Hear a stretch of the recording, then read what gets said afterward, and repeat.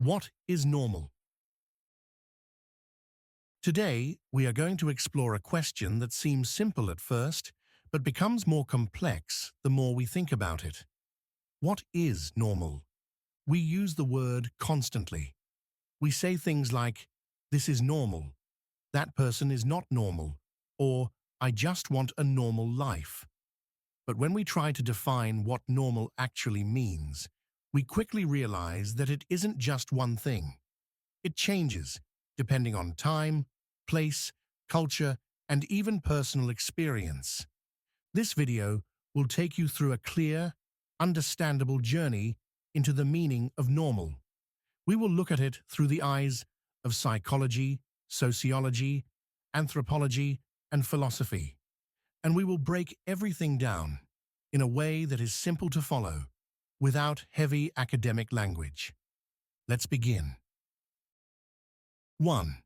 What does normal even mean?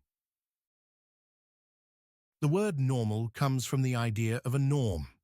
A norm is a kind of rule or expectation that a group of people agrees on. These rules aren't always written down. They are simply shared understandings about how people should act or what people should believe.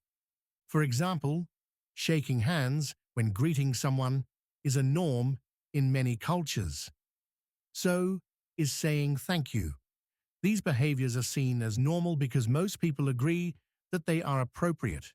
So, at its core, normal means what is accepted by a group.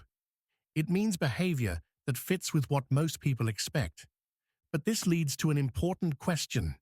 Which group? Which expectations? And what happens when groups disagree? This is where the idea of normal becomes more complicated. 2. Normal depends on time and history.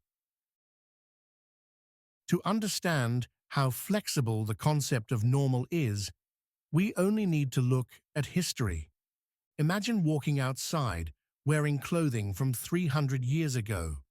People would stare. They would be confused. Some might even worry about your well-being.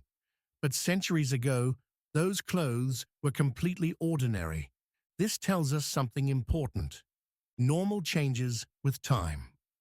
What feels normal today might look strange or even shocking in the future. And what was once normal can become outdated or unacceptable. Think about technology. Just 20 years ago, talking to your phone or asking a digital assistant a question would have seemed unusual. Today, it is routine. What we consider normal is shaped by the era we live in. When the era changes, normal changes with it. 3. Normal depends on culture. Next, let's consider culture. In one society, eating insects might be completely ordinary. In another, it might be unthinkable. Some cultures greet by bowing. Others greet with a kiss on the cheek. Some cultures value individual freedom, while others prioritize group harmony. Anthropologists call this idea cultural relativism. It means that what is normal in one culture is not necessarily normal in another. There is no single right way to behave. People follow the norms of the community they belong to. This is why judging someone from another culture using your own norms can be misleading. You might see something as strange, but for them, it is simply everyday life. 4. How psychology defines normal. Psychology also has its own way of thinking about normality, and it uses two simple ideas. The first is statistical normality. This means that normal is what most people do. If a behavior is common in a population, psychologists might call it normal. The second is functional normality. A behavior is considered normal if it allows a person to live their life effectively. In this view, the key question is, does this behavior help the person function and stay healthy?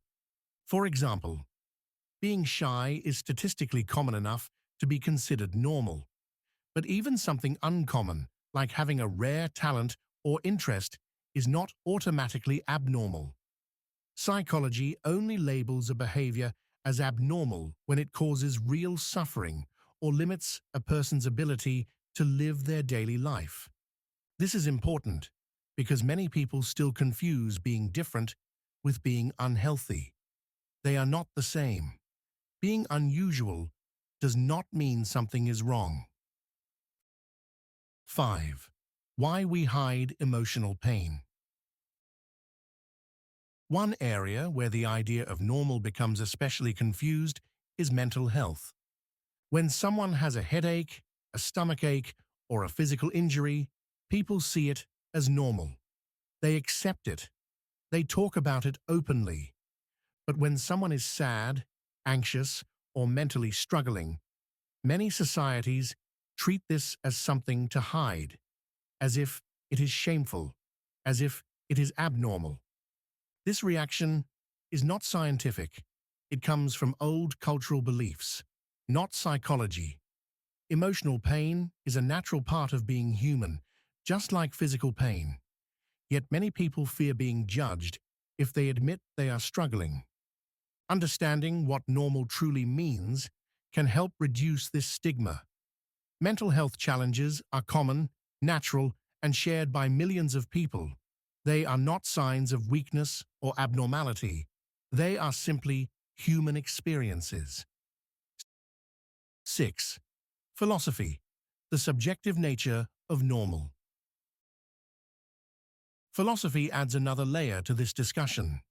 From a philosophical perspective, normal often refers to the middle ground or the balanced path, something that is not extreme, something that feels reasonable. But here is the paradox. Everyone believes their own behavior is normal. People judge others based on their own experiences, values, and expectations. But the truth is, everyone is living inside their own version of normal. This means there is no single definition that works for everyone. What is normal for you might feel strange to someone else, and what feels normal to them might not make sense to you. This shows that normality is partly personal. It is shaped by who we are, what we have lived through, and what we believe. 7. How society labels normal and abnormal. Sociology offers one more important viewpoint. Society tends to put behaviors into three categories: normal, accepted, and expected; deviant, different, but not necessarily harmful; abnormal, seen as disruptive or dangerous. But here is something many people do not realize. Deviant behavior is not always bad. In fact, many positive social changes came from people who acted outside the norms of their time. Examples include women demanding the right to vote, artists creating new styles of expression, people challenging unfair traditions, movements for equality and justice. All of these were once considered strange or unacceptable. Today, many are celebrated or considered completely ordinary. This teaches us that society often resists change by labeling new ideas as abnormal. But over time, many of these ideas become part of the new normal. 8. Everyone has their own normal.